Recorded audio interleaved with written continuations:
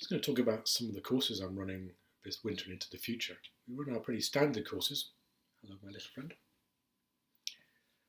Which are the winter mountaineering courses, the ice climbing courses, the winter skills courses, and the ever popular avalanche awareness courses, which we can run on randonnée skis, we can run on mountain skis or snowshoes, depending on your ability. I also want to talk to you a little bit about a new style of course we're running, and that is we have the same style of courses we normally have, but in the framework of mindfulness. Now, what is mindfulness and what does it actually mean? Well, if you Google mindfulness, you'll get as many answers as posts.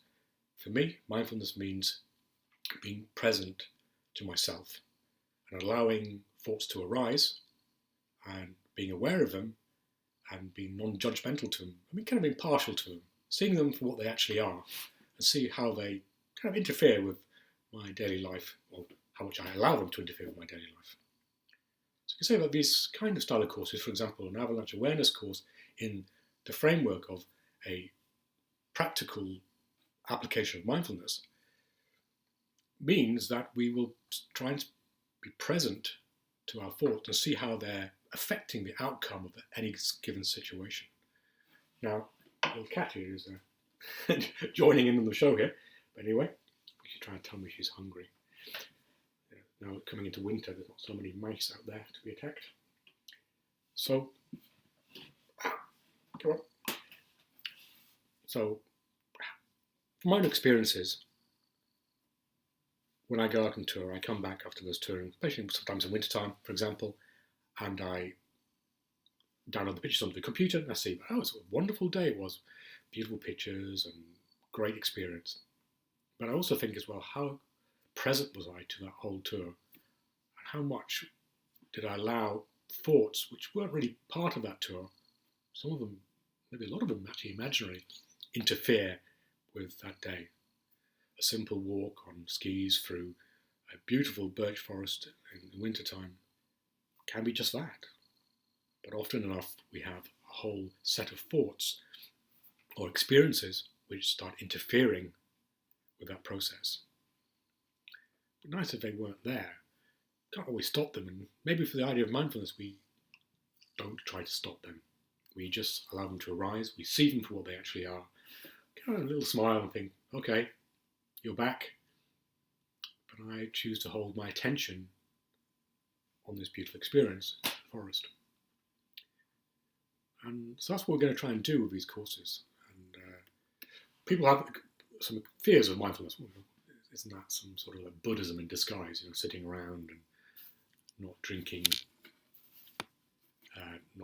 beer, for example, or something like that. And the kind of mindfulness that we're running here is secular. We're very respectful to people's needs on that case. We don't push down people's throats. Our whole idea is to be aware of your thought process and see how it can be dictating to dictating to the outcome of the day. But maybe it's not quite necessary for that to occur.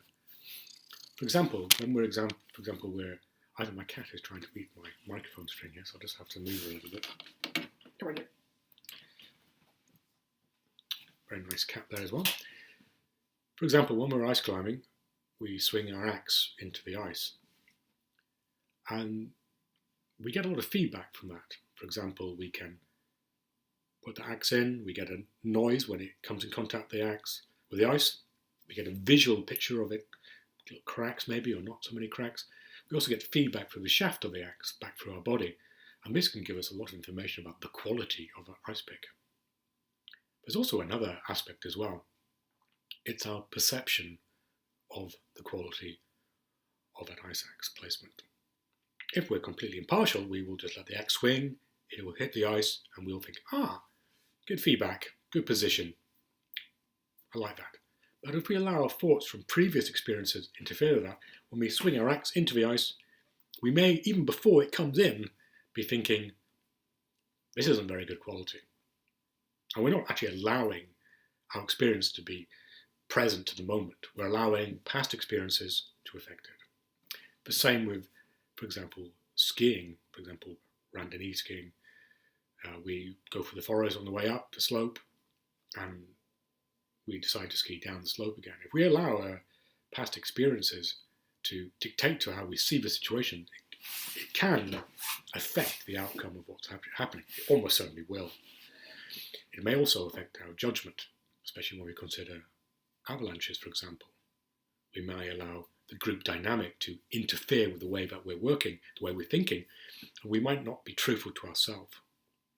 Having a more mindful approach will allow us to see things for what they actually are and see the landscape that we're skiing in a much more honest way and stop past experiences dictating to us how we feel.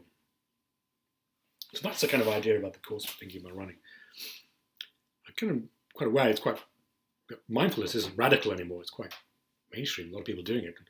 Avalanche courses and mountaineering courses, they're pretty mainstream as well. They're not completely radical. Combining the two together, I'm not sure how many people are actually doing that right now. And this is kind of experimental. If you're interested in this type of course, I hope people are, I'm certainly interested in them, please take contact with us and we'll arrange something and try and put this type of experimental course. I'm reluctant to use that word experimental because I think it's pretty normal activity actually to bring these type of courses together. And if you have any questions about this, any concerns, you might say, well, I'm not so interested in mindfulness because, isn't that, like I said before, Buddhism in disguise? We can talk about that. Again, I look at mindfulness about being a secular activity. It does have a history, possible history with Eastern philosophy, Eastern thought, Eastern spirituality. However, the type of mindfulness that we will be going through these courses is more of a Western secular mindfulness. Please contact me about that if you're worried. And if you want to talk more about this, we'll do this. As ever, at Alpine Dragons, we keep our groups small. We don't take more than 3 or 4 people on the courses that we run. Ice climbing or winter mountaineering, they can be as small as just 2 people. We don't just pack people in. We just don't think that's very respectful to the mountains. We don't think it's very respectful to the environment, and it certainly isn't respectful to the people in the group and other mountain enthusiasts. That's something we just don't do.